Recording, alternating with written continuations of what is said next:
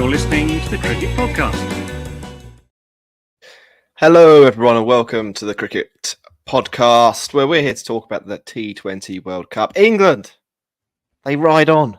They're going to continue in the tournament. Their net run rate swing against Oman puts them in pole position for qualification. So Scotland will need to beat Australia, and Pakistan will be hoping for some good news vis-a-vis the weather with the USA game coming up. I'm Jack Hope, and I'm joined by Ross Legg. How you doing, Ross? Good, thank you, mate. I'm good. I was surprised at England last night, Jack. It was a ruthless performance that we are not quite used to, and it was nice to see Will Jacks almost ruining the party for all the England fans. Yeah, I don't know about almost ruining the party. Well, they needed to chase the 47 runs they were set in 5.2 overs. They chased it at 3.1. Yeah, it's 5 from 6. It was just like, what are you doing, mate? You blocked a ball, it pretty much left a ball. What was going on? Rubbish. Yeah. Great. We're going to get into the cricket in a moment. Just before we do, shout out to our sponsor, Manscaped. Head over to manscaped.com for 20% off plus free shipping. You can find a link to that in the show notes. And Serious Cricket also sponsor the podcast. And similarly, you can find a link to their site in the show notes. Ross, we've got a bunch of matches to get through from Monday. Started with Canada v Pakistan. It looked for a moment in that game like history could be repeating itself, but the Pakistanis, to their credit, did manage to put it together in the end and successfully chased down the 106 runs they were set, which keeps their tournament hopes just about alive. Well, actually, no, there's more than a puncher's chance that Pakistan will get through. They just need a little bit of help with the weather. Then we moved to Wednesday, where a rain-off meant that Sri Lanka were eliminated. A bit of a shame for Nepal not to see them and their crowd in action again. One of the top crowd teams at the T20 World Cup. Later in the day, we saw Namibia annihilated by Australia as Australia chased down 72 in 5.4 overs to seal their qualification. We had a good game, Ross, between the hosts and India. United States posted 110 and they took some early wickets and they actually put India under a little bit of pressure. But ultimately, Surya Kumar Yadav is good at cricket. He notches a 50 off 49 balls, which on that pitch in New York is worth about 700 runs, about 73 balls. And then yesterday we had 3 games. West Indies kicking off the action in the small hours for people in the UK. They posted 149. It was tough going, and Shafane Rutherford's 68 off 39 really was the difference between the two sides, as New Zealand were unable to chase and are consequently pretty much eliminated from the T20 World Cup. That left 2 more contests, Ross. Bangladesh v Netherlands. The winner of this would have been in really good shape to go through to the next round. And with 5 overs to go of the chase, or 6 overs to go of the chase, the Netherlands looked like they were going to spring a surprise. However, Shakib Al Hassan and Mustafizur Rahman were just a little bit too good, probably, for the associate nation. And Netherlands lost loads of wickets and didn't score any runs and fell in a heap, and it was sad. Which leads us to the big game of the week, Oman v England. The old men of Oman. Yeah, Rush, you might be on the wrong mic, just so you know. Oman had to give England a tough game if they were going to help the Scots. And unfortunately, they were unable to do that. They got to 47 off 13.2 overs. The pace and bounce of Mark Wood and Jofra Archer was a bit too much for the Omanis to handle. And Adil Rashid's leg spin similarly bamboozled 2 or 3 of the Omanis to leave them, well, in major trouble before England knocked off the runs in just 19 balls. Joss Butler, 24 off 8. Phil Salt's 12 off 3 balls. Probably the innings of the World Cup I think, in terms of condensed entertainment. That 12 off 3. It was good times. Ross, we'll start with England. I think probably makes sense, doesn't it? They're now in pretty good shape for qualification. Yeah, they had to overcome it. And if my mic's not very good, it's because I don't actually have a microphone in front of me. I'm actually at my parents' house because we're going to Max's wedding, Jack. We haven't mentioned it. We're going to Max's wedding tonight. So all of your fans, Ed Sheeran, which is Max's doppelganger. Is that the right term? I think so. He's getting married this weekend, so we're moving around. So apologies if my sound isn't quite good enough. But when it comes to England, it was a ruthless performance. It really was, and it's one of those weird things. Being English and following England in all sports, it's really rare to call upon where we've been absolutely ruthless throughout the 32 years I've been on this planet, Jack. And they actually did what they needed to do, and they could have won by an even bigger margin if Will Jacks had a bit of a slowdown in his 6-ball innings. But they were really quite good with the ball, and Adil Rashid in particular, when he's on and he's against people who just don't understand how Googlies work, it's really quite dangerous. Max in the chat said it was like watching somebody play on Brian Lara easy mode. And it really was pretty spectacular. Jofra and Mark Wood clearly too fast for Oman as well.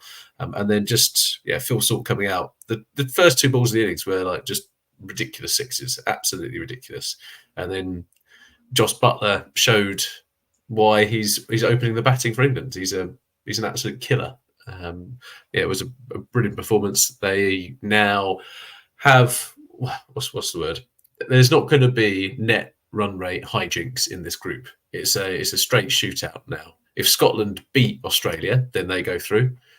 If Australia beat Scotland and England beat Namibia, then England go through. So I think they've done their job in that space. And the only thing I could probably see people hoping for now is a rain-affected game, like whether England get kind of rained off. Because I just don't see Australia losing to Scotland. There can be all the bluster in the press, but I just don't think it's in the national psyche, is it? Every Australian I've ever met wants to win at all costs. And I just can't see them ever throwing a game, even if that means later on in the tournament they have to try and beat England again.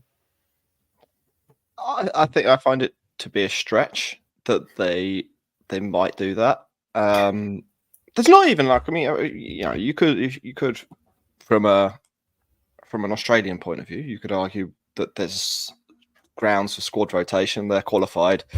They know which group they're going into anyway, so there's literally nothing to play for from Australia's point of view. So well done, the ICC.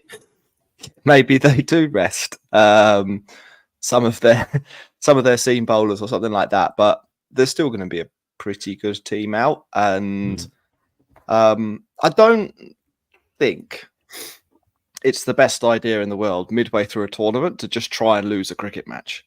I can understand. I can understand when Josh Hazelwood and I'm pretty not Josh Hazelwood was talking about maybe slowing down and manipulating the net run rate to eliminate England. You can kind of see things from that point of view. You need 20 to win off 3 overs, and you win it in 12 balls, or no, you win it in 15 balls instead of 12 balls, for example, to or something like that. To need 20 off 3 overs and then just lose on purpose, I think it tests credulity. I don't think that's a reasonable thing to happen. Scotland could win the game. I mean, there's a decent chance for Scotland. I mean, you've got to bear in mind that they're Scotland and that they're playing Australia, but they've probably got a 10-15% chance of winning that match. It's not completely off the cards. Like, this sort of thing does happen in cricket. USA beat Pakistan. Like, it's probably in that region in terms of likeliness. Yeah, but even then, like, Pakistan losing to USA wasn't that big of a surprise. If Scotland do beat Australia, I think that would be a surprising result. I also think that England fans are probably the easiest fans in the world to wind up when it comes to the spirit of cricket shit as well. Like Josh Hazlewood and was it Jones who came out for Scotland and said, "Yeah, well, this is going to be really funny." Like England fans, they bite so easily. They literally the easiest people in the world just to kind of wind up over it. And then all the people going, "Oh, England would never do this. We'd never have a chat around that." Bullshit, absolute bullshit. England would definitely entertain that part of going, oh right, let's just give a little bit of niggle to some of the Australians here if they were in exactly the same position.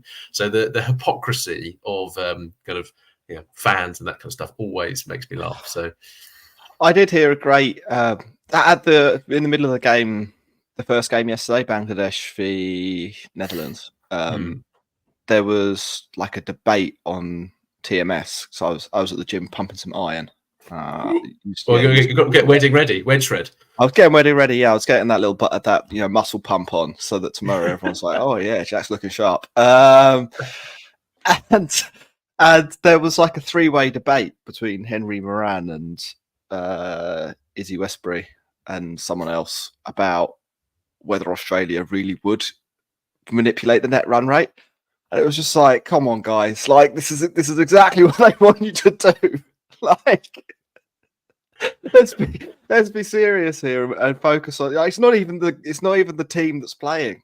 Why don't we focus on Bangladesh v Netherlands? Yeah, which are the ramifications in that game, right? It's a classic case. Yeah. You get some Brits talking about, oh, we don't really care about this team in front of us. Should we talk about something else? It's like when Jamie Carragher and Gary Neville are on commentating on a game that doesn't involve Liverpool or Man United, and inadvertently it's like kind of Crystal Palace versus Stoke, and they're just like, well, let's talk about what's happening with Eric Ten Hag. It's like, no, focus on what's in front of you guys. Anyway. Yes, Ross. So you think England are going to go through? I do. I think it'd be a massive upset if Namibia beat England. Like that would be some hijinks that we wouldn't quite expect. But Australia will beat Scotland, so England will be through into the next round. Yeah, I think Max and I thought England were a 70% shot to get through before the Oman game. I'd probably say they're 85 now. I really think Scotland, obviously Scotland winning against Australia is the only hope, and there's probably a 10 to 15% chance of that happening. England aren't going to lose Namibia. And they might put up a bit of a fight, Namibia. They might literally put up a bit of a fight, but I just don't see it going. Doesn't really matter now, does it? Like, from a group stage point of view, if England win by 1 run, they're through. Also at the Sir Viv Stadium in Antigua, and I think the weather in Antigua is set pretty fair for the rest of the group stage. So if you are an England fan, happy Friday. I think that's what we're saying. Ross, I did miss a game in the preview. Ooh. I don't think we need to talk about it in loads of detail, but Papua New Guinea lost to Afghanistan last night. They got 95. Afghanistan got 101. To do it in New York Times style, chasing. Afghanistan won with 5 overs to spare.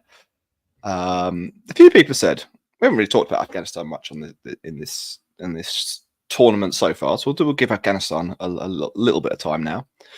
A few people have said that Afghanistan are in shape as long as Ramanullah Gurbaz scores runs. Didn't score runs today, and they did labour a little bit. Afghanistan, Ross, they're a 25 to 1 shot to win the tournament. Okay. Would you fancy a little punt on them if you were a betting man? I think their bowling lineup is really quite useful, and Faruqi must be leading the wicket charts now. 100%, yeah.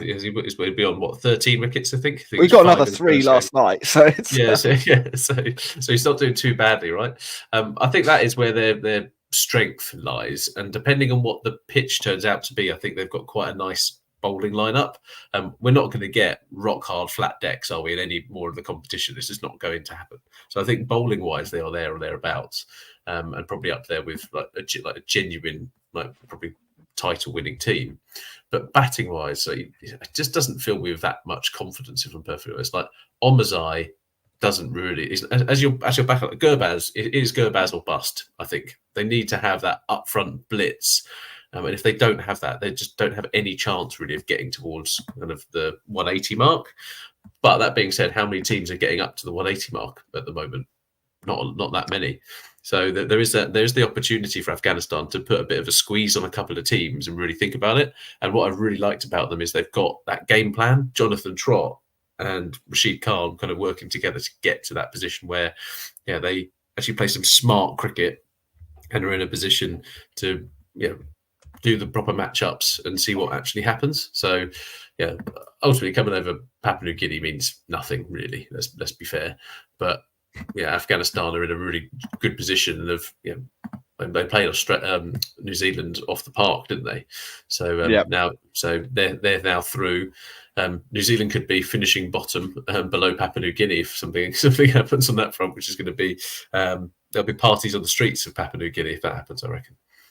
Yeah, and that segues quite nicely into the West Indies-New Zealand game, which we'll do just before the break. As I said in the preview, Shafane Rutherford 68 off 39 here.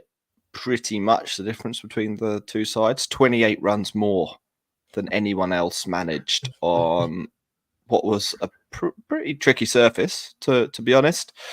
Feels like a great for West Indies, first of all, and we're going to be talking about them more in the tournament, so we might ignore them a little bit. Probably the last chance we'll get to really talk about New Zealand. Feels like an end of an era.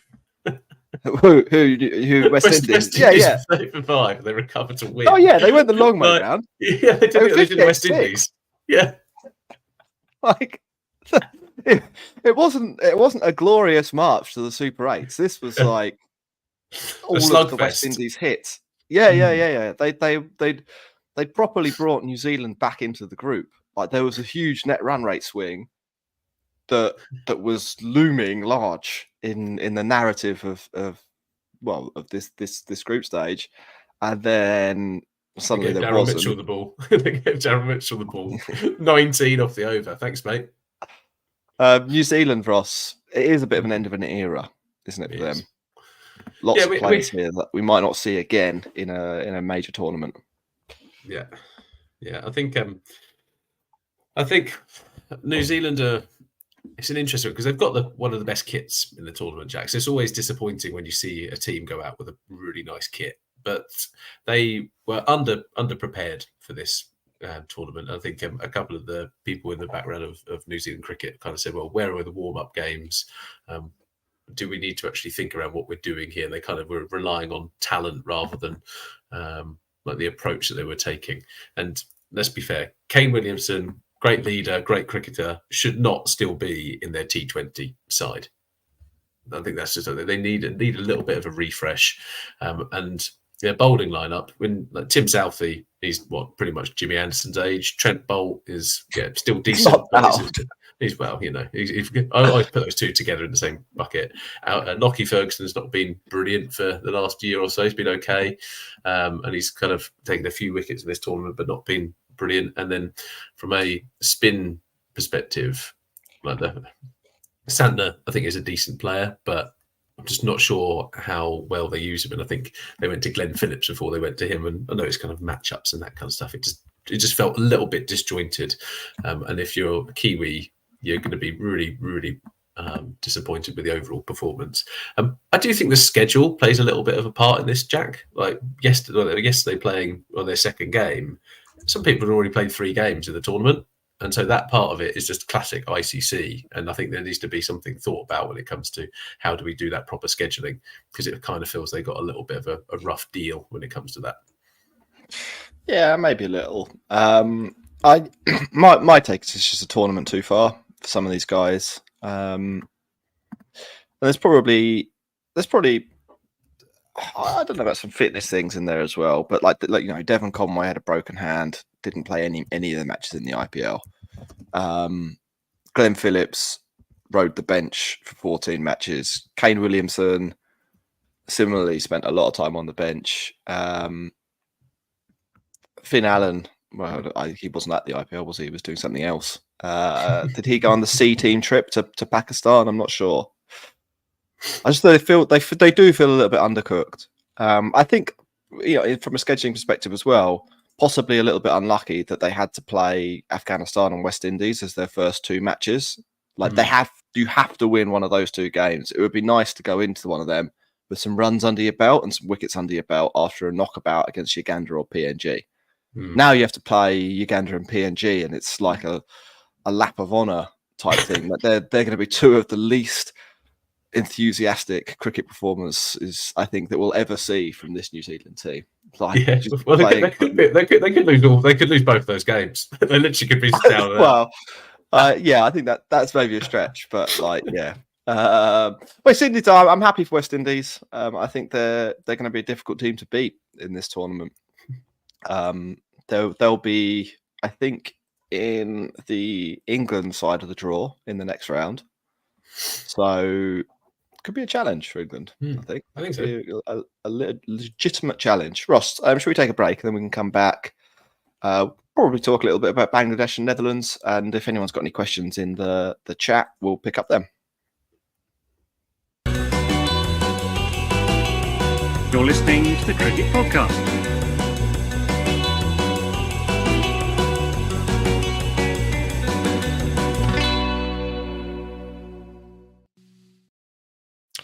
Welcome back, everyone, to the Cricket Podcast for our T20 World Cup coverage.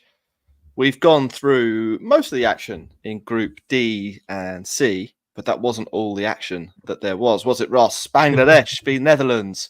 I really like this. I mean, like, one of my favourite things about this World Cup, and we've said it a few times, is that it actually feels like a proper World Cup because you've got teams from all over the world battling it out. Some of the smaller nations are having like a big impact, at least on who makes it through to the next round, and a couple of them have still got a chance of getting there themselves. Netherlands were one of those sides, and we had a day at the World Cup yesterday, Ross, where Oman, Bangladesh, and Netherlands were going to be playing in games that were going to have serious implications, or could launch themselves forward for qualification into the Super 8s. And I think that's only a good thing for cricket. It's you want the jeopardy, you want the drama, don't you? That's what you want. You want the jeopardy, you want the drama, you want the storylines, and you don't want to see, no offense to them, New Zealand v Sri Lanka playing off for the Super 8s again, like, or whatever. I have seen that story. I've seen that story so many times. I want to see, but like, what do Netherlands have when it comes to the crunch? That's what I wanted answered. And turns out in this game they didn't have much when it came to the crunch, but they did have a lot until it came to the crunch. Probably going to be quite difficult for them to qualify from this stage, but they brought something to the tournament, didn't they, Ross? Yeah, one, a delightful kit. Two, I think their bowling performances have been actually pretty good. I think on the whole, and they've actually looked like they kind of know what they're doing. I think here, like Bangladesh, every now and again, you're kind of hoping for more than the similar faces. To what I mean, like Shakib Al Hassan has been around forever, it feels like, and he is still kind of rocking out. The guy's like an elected politician for them, so yeah, it's been quite an interesting thing to kind of see him coming back into the side. We know kind of his history, and they've got a couple of players, especially in the bowling department, Bangladesh, who are pretty decent. But here they just showed they were a little bit better than the Netherlands. I did think that we were going to get what was the term? Slightly more rounded performances from the Netherlands. In places you've seen they're like one or two players short of just that quality they needed to kind of go at that next level. And where are those players? They're bloody playing county cricket because the ICC can't pay the proper money to the Netherlands, so they can actually afford to keep their players for the World Cup. If you have a Roelof van der Merwe in this team, that makes it a different prospect, I think. Whether he's the difference between them beating Bangladesh, I don't know, but I do think he makes it a little bit more likely for the Netherlands to do such a thing. Colin Ackerman are the same, so it's just a little bit disappointing that Netherlands are already punching above their weight and they've got one arm tied behind their back a little bit. So I think Netherlands can go away from this World Cup with their head held high over the performances they've got so far. And the dream's not over. The dream is not over by any stretch of the imagination. Yeah, they would need to beat Sri Lanka and they would need Bangladesh to lose to Nepal, and then they would need a run rate swing about 0.9, which could happen. That could happen in either of those games, to be honest. So there is something to play for the Netherlands, but probably they're going out. I thought here's where quality told as well. I think we're probably on the same page in this. Don't think that Bangladesh are that good. They need to get in the gym. According to our Patreon chat for about half an hour yesterday, there was a whole thing around the Bangladeshis don't have enough timber on them, and they need to be hitting the gym, eating ice cream. I think was your quote in there. Well, yeah, they need bulking season. The theory was that, basically that. If you took the average weight of every player in every team in this tournament, Bangladesh's players, they're the flyweights. You look at the size of some of the other teams. Like, look at the size of the England players. They're all massive. They're big units. And if you ever go and watch like county cricket or England live, they're massive guys. Like they're properly, they filled out their physiques. Can't say the same. You cannot say the same for Bangladesh. They have not filled out. Their shirts are hanging loose. Anyway, I love those. It's those little theories that are just fantastic. And if you want to get involved in our Patreon, go to patreon.com/the cricket pod. It has been brilliant. And again, but having people in the States, in Australia, in India, and in England just means it goes round and round and round. And the World Cup is always on, which is one good thing about the kickoff times for the games. But Bangladesh, Jack, I think. They've got some players who are just like, some of them are exciting, but they're not that exciting. Mustafa is good, and the leg spinner Rashid Hussain is pretty good, and Shakib's not a bad player himself. And between the three of them, they basically beat Netherlands. Yeah, like Shakib's 64 or 46. That's the runs sorted, and then with the ball. I think Mustafa only takes one wicket, but he goes for 12 off his 4 overs. Like, they literally couldn't hit the ball; they didn't know what to do.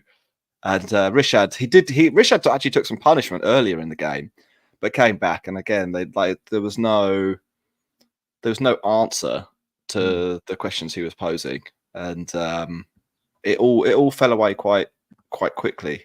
It was a bit of a shame. They only needed 10 and over off 5 or 6, and they had wickets in the tank. But I suppose that's the difference in quality that we see sometimes. So I think, Jack, this is Netherlands. This is where we get our serious cricket, seriously good moment from this game. Yeah.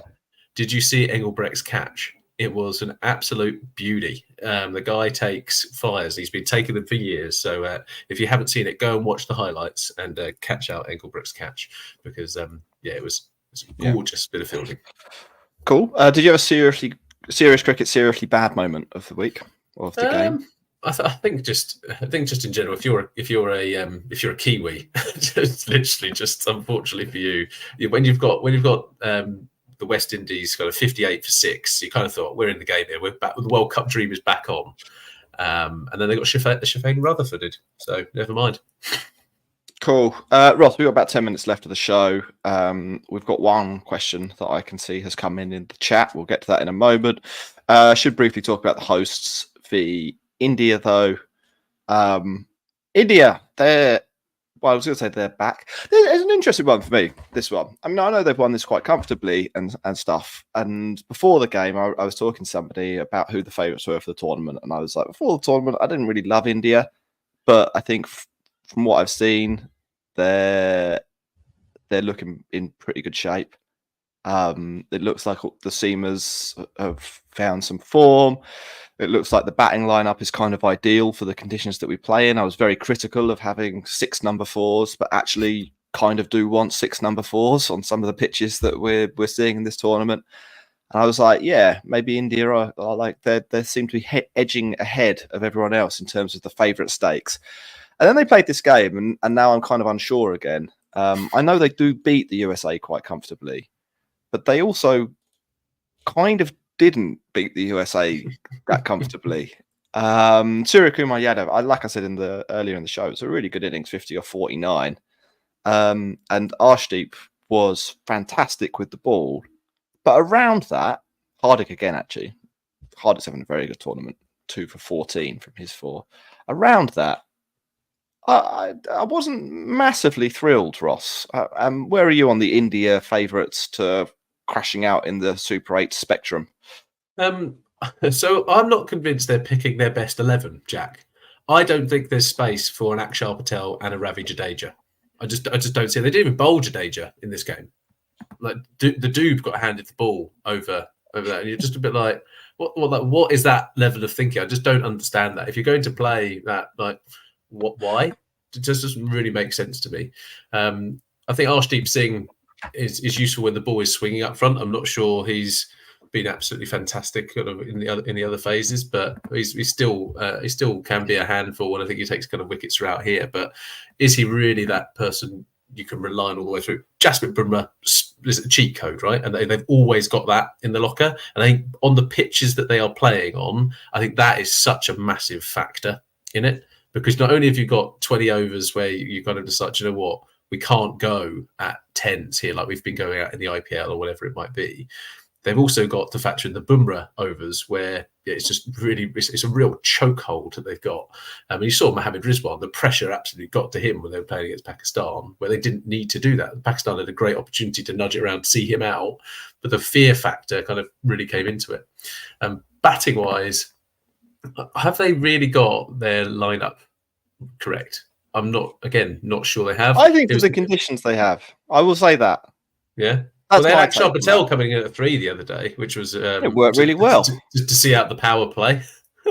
I think that kind of worked well though in those circumstances. I think the batting lineup is sort of right. I still think that there are issues with having lots of players who do basically the same thing, and then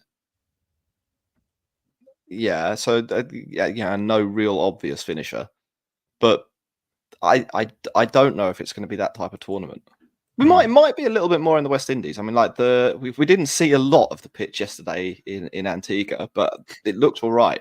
I thought bit of turn, but had a bit of turn, had a bit of pace and bounce, and it was fairly true. It was like true turn. It wasn't like kicking off a length and hitting people in the head or rolling along the floor like we've seen at some other grounds.